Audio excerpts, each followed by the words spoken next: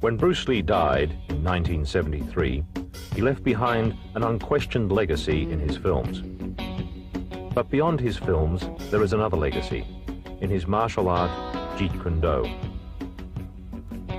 This is not a movie on Bruce Lee. It is the first and only training film on Jeet Kune Do by Bruce Lee himself.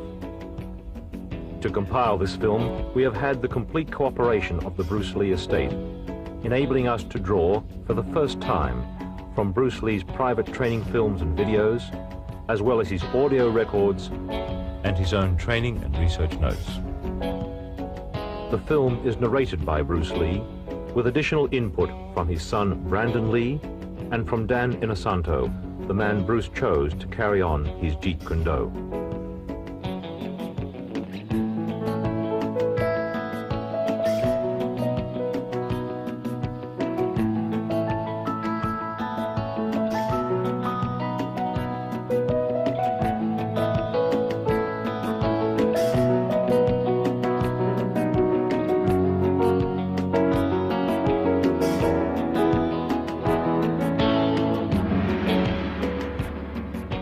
My last name is Lee, Bruce Lee.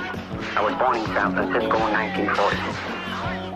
My martial art is in Cantonese Jeet Kune Do, the way of the intercepting fist.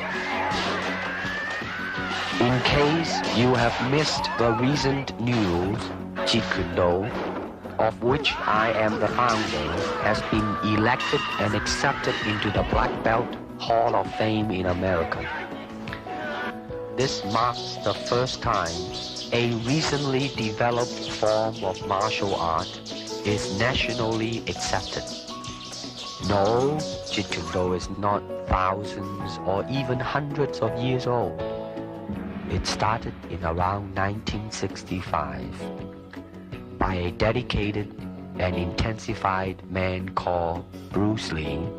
And my martial art is something that no serious martial artist can ignore.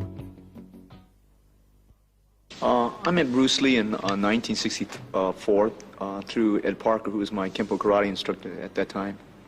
And it was the first year of the first international karate championships held in Long Beach.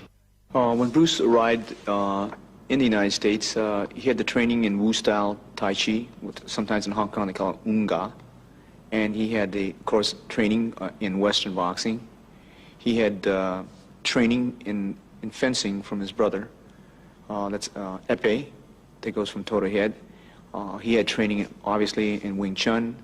And the other area was the training he had received in, they call it Buk Pai, or it's Tam Toi. He knew 12 sets in Tam Toi. And then believe he traded with a Choi Lee Fat man. So those were the arts that Bruce brought into the United States. In the beginning, he used the Wing Chun as the base system, or the first system. But as time went on, he went away from that, started to extract different things from different systems and put it to his personal use. That's why we say absorb what is useful and reject what is useless for you. That's the concept. Okay? He says using no way as a way. In other words, it's not a Japanese way, it's not a Chinese way, it's not a Korean way, it's not an Okinawan way, it's not a Filipino way, it's not an Indonesian way. He's saying using no way as the way. You are the way. Okay? Then he's saying using no limitation as a limitation. That's the concept in Jeet Kune Do. That means I don't limit myself to a Filipino style or an Indonesian style or Malaysian style. I use what is useful for me, because at certain times a certain art may be useful under a certain environment. Kung Fu is originated in China. It is the ancestor of karate and jiu-jitsu. It's more of a complete system, and it's more fluid. Kung Fu can be practiced alone or with a partner. Practicing alone, they involve form. Some imitate a crane, a monkey, a praying mantis.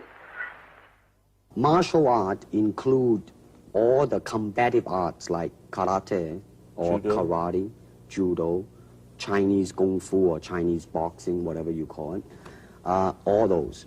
You see, like Aikido, Korean, I can go on and on and on. But it's a combative form of fighting. I mean, it's not, some of them became sport, but some of them are still not. I mean, they use, for instance, kicking to the groin, jabbing fingers at the eyes, and things like that. He mixed his trapping into grappling. He had 32 different sequences, as you could see in The Game of Death and the Way of the Dragon. Those two films, he was getting into grappling, the face locks, the head locks. Originally, Bruce taught us various different trapping methods. For instance, if the punch was to come and we were to trap it, we would come back here and we would lock up. This would be the lock-up positions that we would use. To me, okay, to me, ultimately, martial art means honestly expressing yourself. Now, it is very difficult to do. I mean, it is easy for me to put on a show and be cocky, and be flooded with a cocky feeling and then feel like pretty cool and all that. Or I can make all kinds of phony things, you see what I mean, blinded by it. Or I can show you some really fancy movement. But to express oneself honestly, not lying to oneself, and to express myself honestly, now, that, my friend, is very hard to do.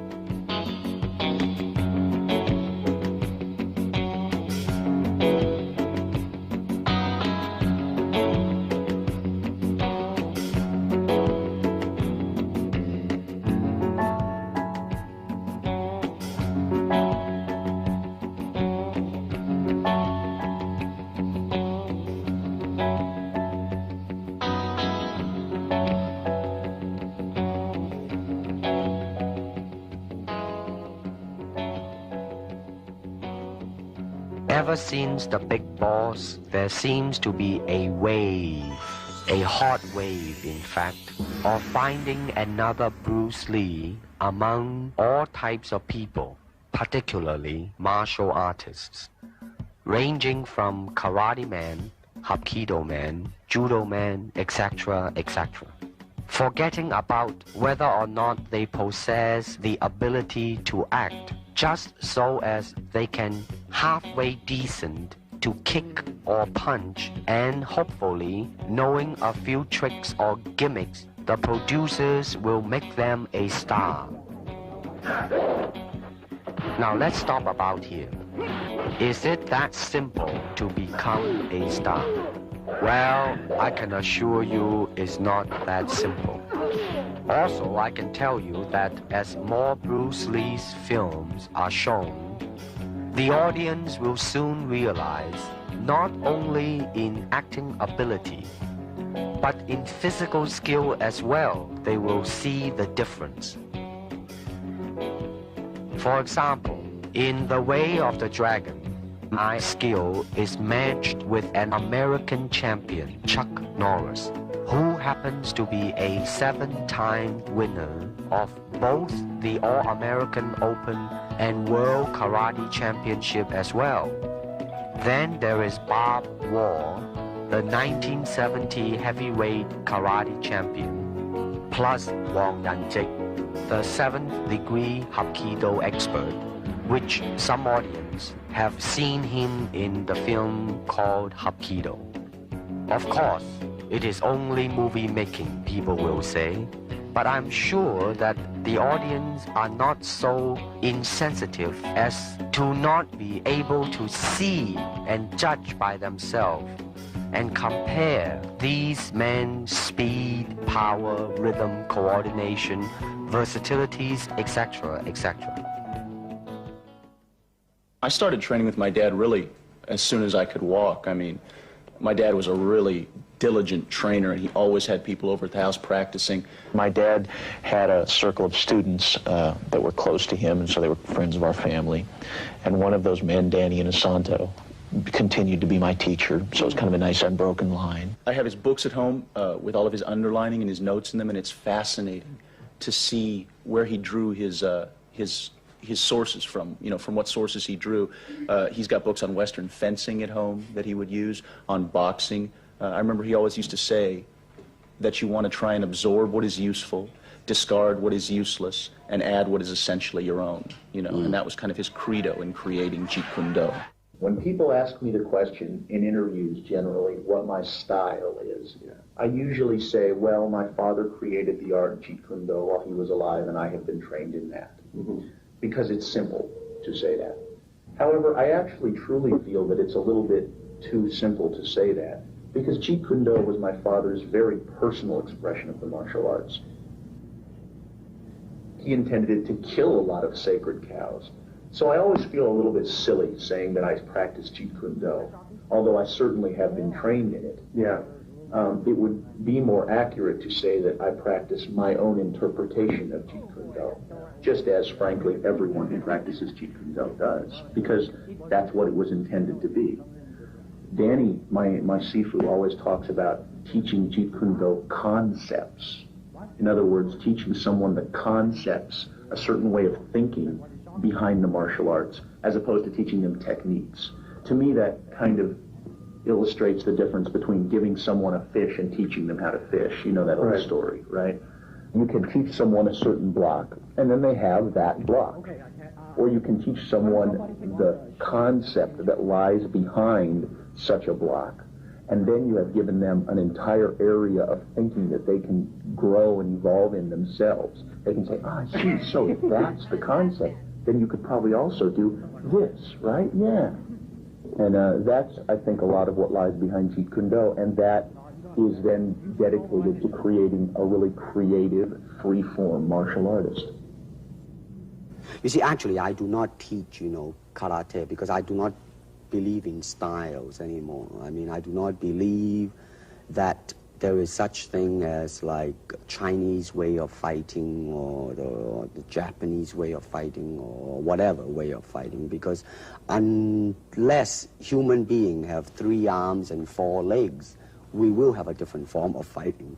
But basically, we have only 2 hands and 2 feet. Unless we have other group of beings on Earth that are structurally different from us, then there might be a different style of fight. Now, why is that? Because we have 2 hands and 2 legs now. The important thing is, how can we use it to the maximum? In terms of path, well, straight lines, curved lines, round lines, they might be slow, but depending on the circumstances, sometimes that might not be slow. And in terms of legs, you can kick up straight, same thing, right? Now, and after all that, then you ask yourself, how can you honestly express yourself at that moment? And being yourself, when you punch, you really want to punch. Not you want to punch because trying to avoid not getting hit, but to really be in with it and express yourself. Now that is to me the most important thing, and that is, how can I, in the process of learning how to use my body, to understand myself? Now, the unfortunate thing is, now there's boxing, which use hands, judo, which is throwing. Now, I'm not putting them down, mind you, but I'm saying one thing that is a bad thing, and that is, because of style, people are separated. They are not united together, because styles became law, man. But the original founder of the style started out with hypotheses. But now it has become the gospel truth. And people that go into it, man, became the product of that. It doesn't matter how you are, who you are, how you are structured, how you are built, how you are made. It doesn't matter. You just go in there and be that product. And that, to me, is not right. So styles tends to not only separate men, because they have their own doctrines, and then the doctrine became the gospel truth, that you cannot change, But if you do not have styles, if you just say, well, here I am, as a human being, how can I express myself? Totally and completely. Now, that way, you won't create a style, because style is a crystallization, that way, it's a process of continuing growth. First, we use the feet. And then we use the elbow. In fighting, there is the finger jab, there is the punch, there is the back fist, and the thigh kick.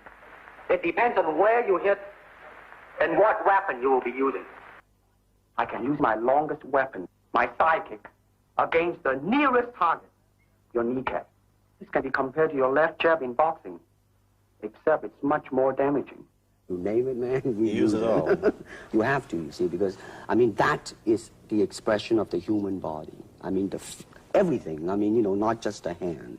And when you're talking about combat, well, I mean, if it is a sport, now you're talking about something else. You have regulations, you have rules. But when you're talking about fighting as it is, no rules. With no rules. Not real fighting. Well, then, baby, you better train every part of your body. A good martial artist is like water. Why? Because water is insubstantial. By that I mean you cannot grasp hold of it. You cannot punch it and hurt it. So be soft like water and flexible. Be formless, shapeless, like water. Now you put water into a cup, it becomes the cup. You put water into a bottle, it becomes the bottle. You put it in a teapot, it becomes the teapot. Now water can flow or it can crash. Be water, my friend.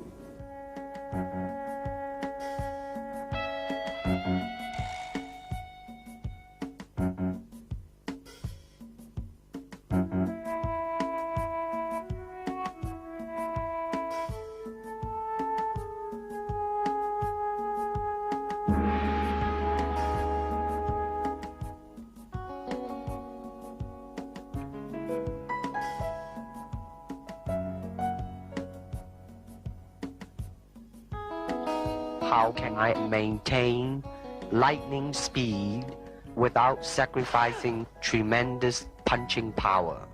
I believe I found the cause of my ignorance. You'll see a Jeet Kune Do punch is very scientific and practical, especially in street situations. Okay, I'm going to start off with the basics. Normally we were taught in the right lead, but I like to go with the left and right lead, so I'm going to demonstrate in the right lead. Okay.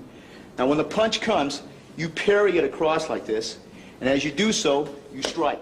Okay, slow motion. 1, see, 2. You can do it together, or you can do it separate. You could catch and then go, or parry and then go, or do it together. When you do it together, you're going to hit it. I'm going to give you the side view over here. Slow motion. 1. That's slipping on the outside, slipping on the outside. We do a lot of drills, as I said, we incorporate from many different systems.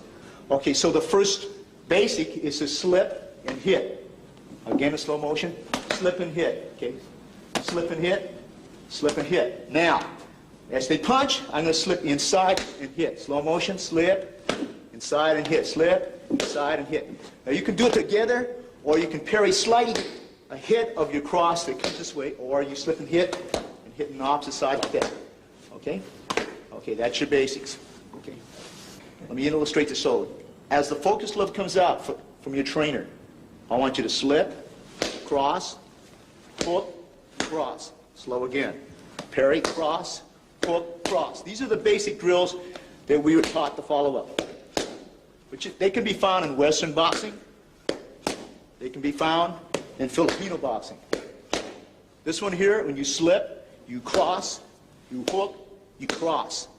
However, you can slip first, and then hook, then cross, then hook. Again, slip, hook, cross, hook. We can also, when they jab, parry this hand, cross it here. When they move back, you cross, you hook, you cross. Again, slip, cross, cross, hook, cross. Again, slip, cross, hook, cross. Last time. Slip, okay, cross, hook, cross. Okay, that's your basics. That was just an arm movement. Watch now. You see, there was only arm and shoulder. Shoulder was kind of tense too. No, definitely, it's a tense too. Later on, you will, you know, check the different. Now, the feet was involved a little bit just now. It was fine. Shoulders too tight. Notice that in the beginning, when I say that you just involve only arm and shoulder. Now, your hand, the last time when I saw you was very, very good and fast. Now let's see if this can do. Now that, let me see another one. You've got to involve your feet a little bit more. You see? Hand and feet. Got a hand and feet. Go pretty good. Now watch, I think that when I attack you in a reactionary type of a thing, that tightening on the shoulder, now watch now, you, now, watch when I try to attack you, I think when you react to it, you know, then you just do not tense yourself too much, you know, you just then react and just boom, go into it.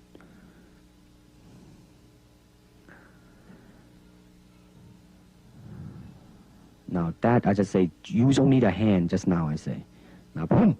You see, when you move your hand and feet, boy, it makes a world of difference. You see, now, you should be a little bit more relaxed in the beginning. Aha! It's getting there, my friend.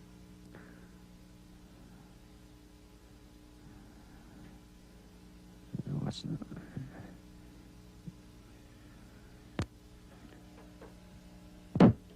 Good. That one was pretty good. Pretty good. No, that was a little bit too tight. Now watch this one. Good. Now that could be used in film. Here we go. Okay, let's say that this person is standing here. At this point, for purpose of illustration, I might use what they call the sachet, okay, that they use in Savate, which is like that, see? When I come in, I can go into Wing Chun. At that point, I might flow into Western boxing, okay? At another point, I might go into a lock similar that you might use in Jiu-Jitsu, and for the purpose of camera, I'll take the person down like this and lock the person here, and maybe go into any system that employs this type of lock, whether it be Jiu-Jitsu or Aikido or Kali or Pencak Silat. Now you notice that we went from system to system without a flow. Okay? I might stay out here, use any particular kick, break into Wing Chun range, and right from here, use a Muay Thai elbow. All right? And for the purpose of camera, I'm going to go slow and come into a various lock position over here. Okay? This is what we call the Jeet Kune Do blend. It is not a system where we go from discipline to discipline without a thought process. And this is very important in the concept of JKD. A karate punch is like an iron bar. Whack! A Jeet Kune Do punch is like an iron chain with an iron ball attached to the end, and it go whang, and it hurt inside. Hayward Nishioka, the Japanese-American national judo champion, who is also a black belt holder in the Shotokan style of karate, ran a scientific test in a California university to find out the difference between a karate punch and a Jeet Kune Do punch. And the finding is that indeed the Jeet Kune Do punch is more powerful and destructive than the classical karate punch. And when you do punch, now I'm leaning forward a little bit, hoping not to hurt any camera angle. I mean, you gotta put the whole hip into it and snap it and get all your energy in there and make this into a weapon.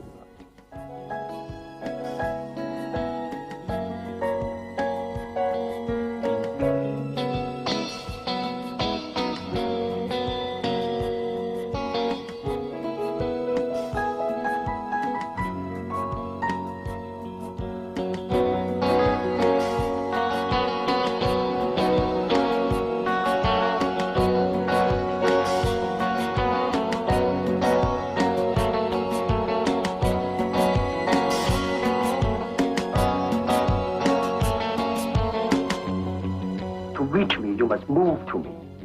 Your attack offers me an opportunity to intercept you. Don't charge in blindly. In combat, distance is a continually shifting relationship, depending on the speed, agility, and control of both fighters. It is a constant, rapid shifting of ground, seeking the slightest closing, which will greatly increase the chances of hitting the opponent. Okay, so I'm going to start off first with the footwork system, because this is the mobility system or the transportation system, or the system of delivery, okay? Traditionally, when he started off in 1964, when he taught me, we raised the left heel up. This thing is pointed in, and this is what he referred to as the Bai Zhang stance.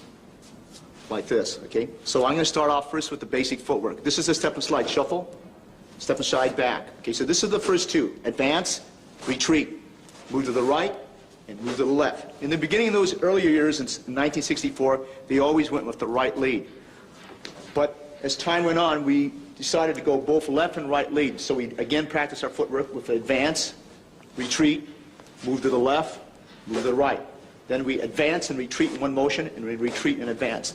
Double advance, double retreat, double left, and double right. This should be also done on the right lead as I'm doing here very slowly, okay, and switching over as so, okay. The basic footwork in which we use, okay. This method here, he taught us also, is slide step. And slide and step advance. So you slide the step, then you take a step out. Slide, and then step, slide and step, slide and step. And left lead, it will look something like this. Slide and step back, slide and step back. Then you have something that looks like your step and slide shuffle, but it's not. It's what they call a push shuffle. You push off, and you push back. Rather than take a step here and slide, you push, and you push back. This is what we refer to as the push shuffle on the right lead. Then you learn it on the left lead. Push shuffle, push shuffle, push shuffle, push shuffle. Okay, after that he taught us the circle. The circle, we learned the quarter turn, which means I'm going to turn as if your opponent is here, we move. As if your opponent turns that way, you move, okay? Turns this way, we move. Turns this way, we move. Now your opponent's circling this way, so we move. So we learn to circle around like this. He circles this way, we move. Circles this way, we move. We do this again in the right lead also. Okay, so the man is circling this way, we move. Circles this way, we move. Circles this way, we move. Circles this way, we move. Circles this way, he moves. Then we reverse it. This way, your opponent's moving, so you just move laterally, move around, moving around, okay? All right, this is your transport system that we use, or what they call delivery system. This is on combination kicking. Now you will notice a difference. In the beginning, you tend to over-chasing yourself. In other words, you're covering too much distance. Therefore, when you kick, then your center of gravity is moving forward too much, and the form in kicking is greatly affected. Now, the reason you're going back because your body was leaning too much back. Now that what is called a commitment kick. I mean, when you try to go through something, when you're trying to really kick to hurt, then you would lean back, but you won't do it in a combination kicking. Boom. No, you see, you are rushing yourself there. I mean, you should really, in the beginning, just take your time and just go boom, and now. You see, you still, it's not so much on the physical, mentally you are chasing yourself out, Now, watch this now. In slow motion, bum and bum. But you see, the body line is always there instead of overreaching, you know what I mean? You kind of rest back, but as you progress on though.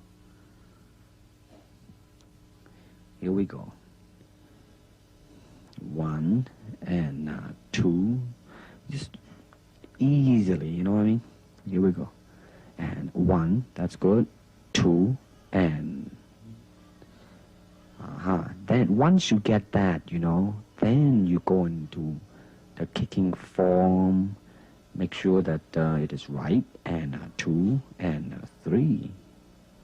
Now you are more in control now. You are more thinking of 1, 2, 3. And don't just, think of 3 already. That's even better now. Now there is snap at the end in this one too. The other one, you are just, doing a form and a boom and a boom and a boom. You see, all you need to do is just really snap the leg and just step and slide into it. Boom and a boom and a boom. That's right. Good. Now you're not over chasing yourself. Now you are pacing yourself right. Here we go. 1 and 2 and 3. Good.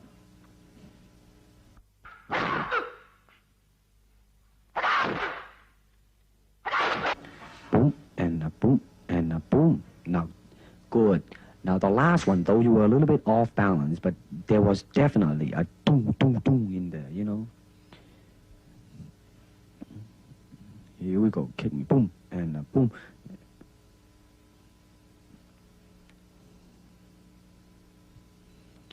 Here you go, boom, boom. You gotta bring the leg back quick, you see. You let it dangle out there too long. Gotta bring it back. You gotta bring it back. You gotta bring it back. And go boom, and boom. You see now, you see how you just boom, and then you lay it out there, but without bringing it back as soon as you can. Now watch this again now. Boom, boom, boom. You know, you should go boom, back, boom, back. You know what I mean? Really. The fighting measure is the distance the fighter keeps in relation to his opponent. It is such that he cannot be hit unless his opponent lunges fully at him.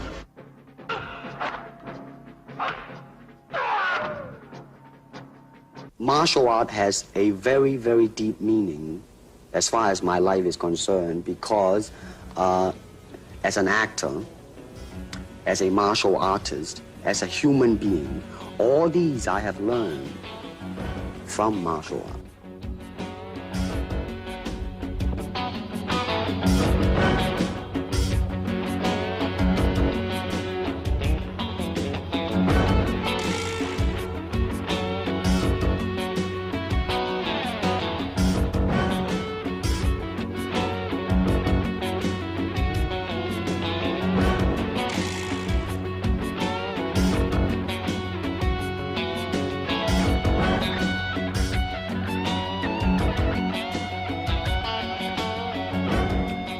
If you wish to train punching, then punch.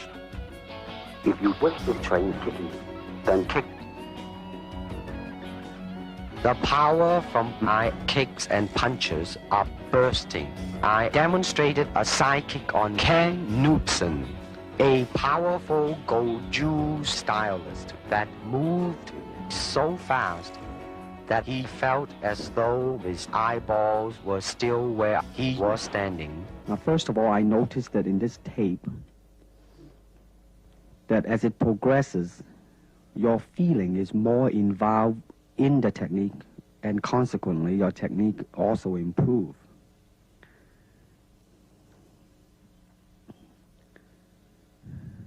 Now, the foot at the ending position in impact is kind of dangling a little bit. Watch it now. Right? I mean, it's not a definite, substantial, straight line directed at it and, you know, hit it square and then come back. Good. Now, that was a pretty good reaction.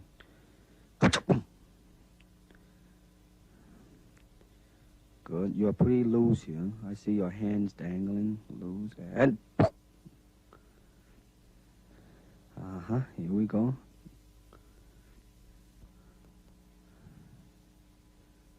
One more time.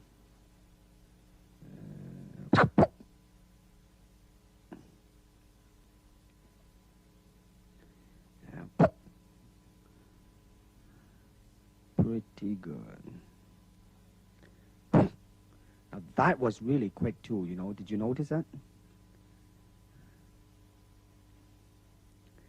See, the thing to watch out really is the initial, a little bit yawning there. The thing to watch out is you have to, the initial part has to be fast.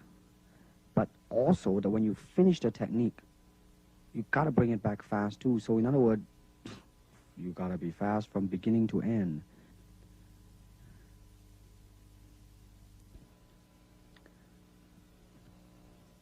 In the spin kick, you will notice a very good lesson in there. Now, just now, it was a little bit off. The good lesson that I mentioned, now, you are very much in control of the movement. By too much control, therefore, you are kind of concerned about the execution. Therefore, you kind of, you know, like, really tight. Boom. Now, that was a pretty smooth movement. But now watch this now.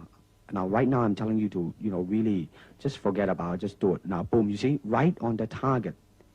When you just ease the burden of your mind, you just do it. Now watch the next two kick now. Just go boom, right on the head, man. And good speed too. And boom, boy, right on the head. See, now that's James Coburn in there, kicking. You see what I mean now? You really just boom, and go into it. You can feel the difference when I put my body behind the kick. I mean, you got to put the whole hip into it and get all your energy in there and make your kick into a weapon. Now, let's see what... Now, in this one, I want to see the initial speed and suddenness of your attack. This is just a simple attack, I think a side kick. And I just wanted you to see how, go in there. Now, you're bouncing now for the sake of bouncing. Now, boom. Now, that one's not there. Now, that one now. You have good intention, you made up your mind, you just go. Not bad, not bad. Now, notice your kick when you finish. You just let it drop down, You do not bring it back quick enough. Now, your initial was quick. If you bring it back quick, the whole kick would just look like a boom. Now, again, you see, you did not bring it back again. You move, and boom. Good, very good suddenness. Again, you notice your leg, you did not bring it back. Boom. Good. Now, I really like the suddenness, of your... Maybe just a little step there, but it's... Listen, man, it passed. Boom. Now, you see, you're moving your leg, but your shoulder is a little bit... Now, that was pretty good. That was pretty good. Your shoulder may be a little bit tense. The upper body and the lower body has to be united. Now, you see now, I don't think we mentioned this because your leg was... You see, you let it stay and then back. Now, see, I really, definitely, your initial move has, really improved. Really improved. Relax and move. 1, 2, 3. Now, that was good. That was good.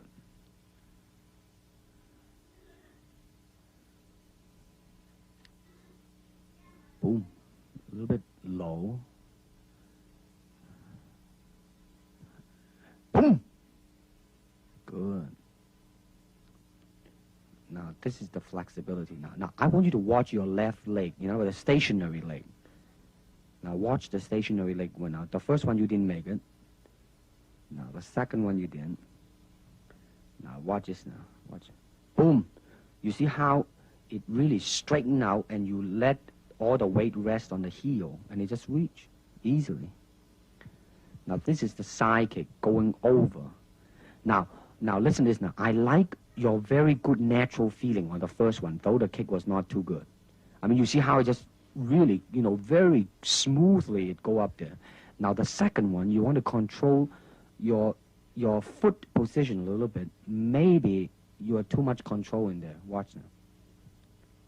You know what I mean? Make it not as natural as the first one. Boom. Mm-hmm.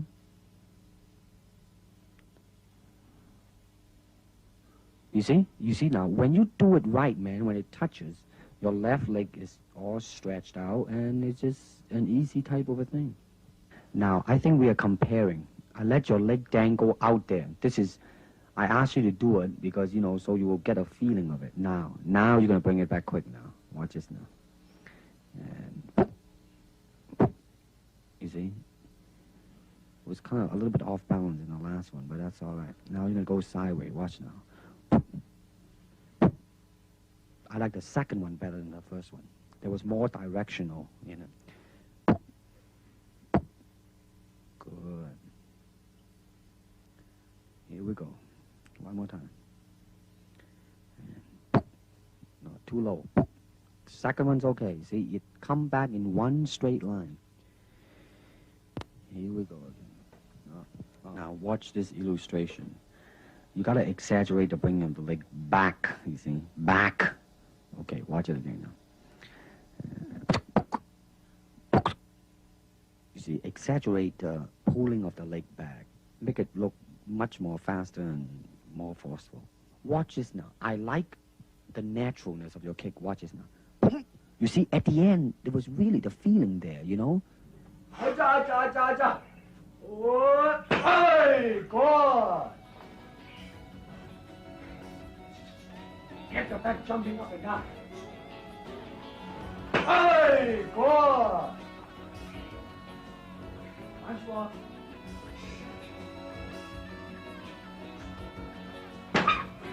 Good.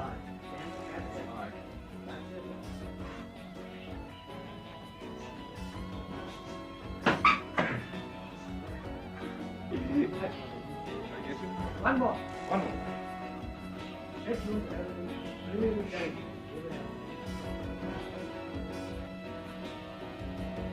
You weren't sure. I see your hesitation.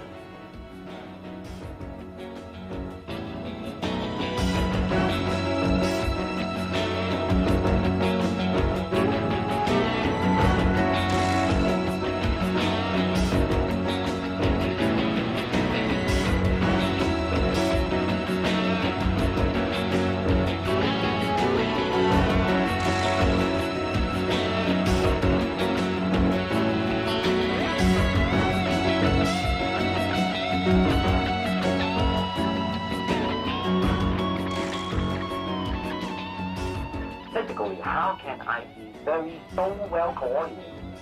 That means you have to be an athlete. That means you gotta have jogging and all this basic ingredient, right? Well, my dad made a point at the time that he was training that there were a lot of martial artists who weren't paying enough attention to their instrument, you know, and certainly the instrument of the body is what you're going to be using in your practice of the martial arts. So I think it's very important to keep up the tempo, so to speak. I'm interested in that point you reach where you actually fail from exhaustion at something, whether it's a weight training exercise or a cardiovascular exercise. I'm interested in seeing just how much that point is a physical point and how much it's a mental point. And so that's what I do. I jump a lot of rope, I run, I ride a life cycle. I much more prefer to go out and actually ride a bicycle or run and, you know, see some scenery. And then I work out down at the academy, which is on some levels a very cardiovascular workout. Some of the classes I take, like the Muay Thai kickboxing classes, a hell of a cardiovascular workout. Yeah. And then some of the classes are more technique oriented, so you're not huffing and puffing so much as you are just learning individual techniques. And then I work out at the weightlifting gym, where I do 2 body parts a day, pretty much, and then I break that up occasionally. So I do like back and biceps on one day, chest and triceps on another day, or something else, and delts and legs on the third, or something like that. And it was just a, you know, switch it. I found that that was generally the best thing to do, whether it was with a high weight or a low weight. And what I understood the process to be was that working with heavy weights would build mass, whereas working with low weights was intended to build like density and really carve out the muscle a lot more. And since I personally have never been interested in getting large as much as just getting cut, I tended to work with a lower weight. But then to me, getting cut is also mostly a question of vascularity. It has to do with how much body fat you're carrying. So I've always done a lot of cardiovascular work because that's also real world power too. I mean, I suppose it's good if you want to pick up heavy objects to have large muscles, but cardiovascular stamina is something that seems to come in handy a lot more often than a large muscle would. You go down to the academy and you try and do a 3-minute round on the Thai pads, and I don't care how big your muscles are, if you don't have a real good cardiovascular system, you're going to be dead in about 45 seconds, and I'm still going to be going. Now, you want to kick it when it's coming to you? I'll try it. You let your foot jam.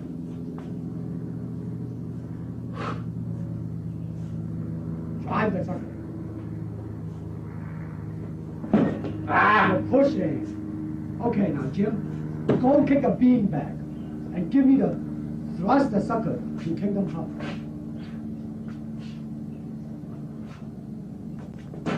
All center. Now, Jim, face the sucker. Now, you are cutting your half now.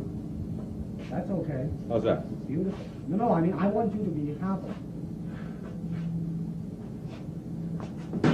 You're still kicking a little bit off to the side. Kick him directly now. Good. Now don't kick it again, but don't turn your body so much when you finish. Try to still face him when you finish. Right? Good. Now kick the sucker when he comes back. Not yet, not yet. That's During this time period, we used to train because we didn't have any tie pads, so Sifu Bruce advocated the use of using the football forearm guard, and which we don't use this anymore, but this was very prevalent during that time period. This here is the original punching shield, his own personal punching shield, in fact. This was used as in the Way of the Dragon. If you notice this, he had one part. I had one arm, he had the other arm, and this was used in that picture, Way of the Dragon. This was used in Enter the Dragon.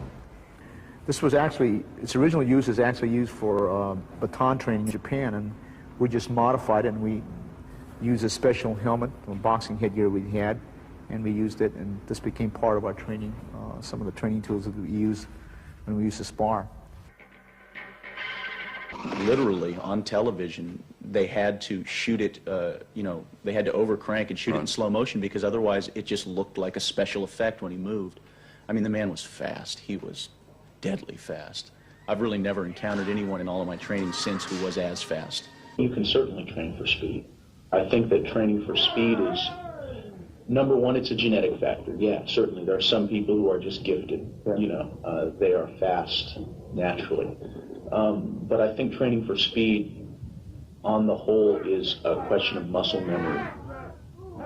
Speed in an individual movement is something that, I mean, we're coming down to, thousandths of a second now. If you and I, or even if I and some completely untrained person were to stand side by side facing a focus pad, and when a red light blinked, both flick out a jab, I'd probably win by a couple hundredths of a second. But once you're talking about speed with a repetition of movements, to be able to go like that, that's muscle memory. An untrained person would be like, they would falter in their movements because they haven't trained their muscles, or they haven't trained their perception as well to be able to react quickly to a variety of different circumstances. Martial art is a combative form of the art of expressing the human body. You have to train yourself into it. I mean, you better train every part of your body, keeping the continuity going, bending, stretching, everything. You just keep it moving. See, the idea is running water never grows stale, so you got to just keep on flowing.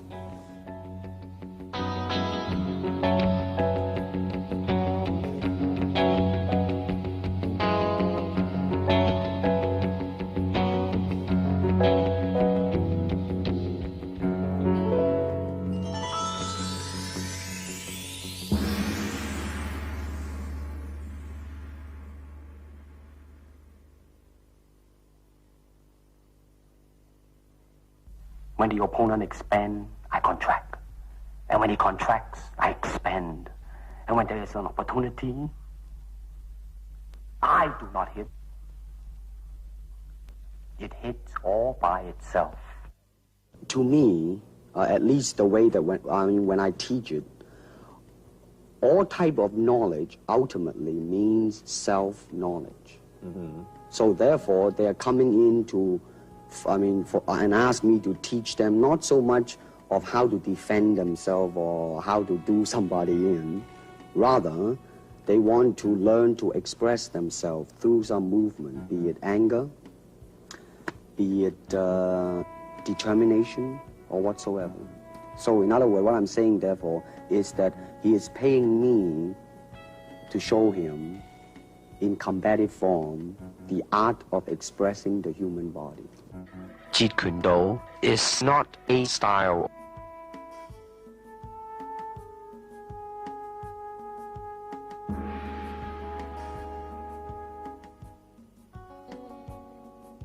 I cannot teach you, only help you to explore yourself, nothing more.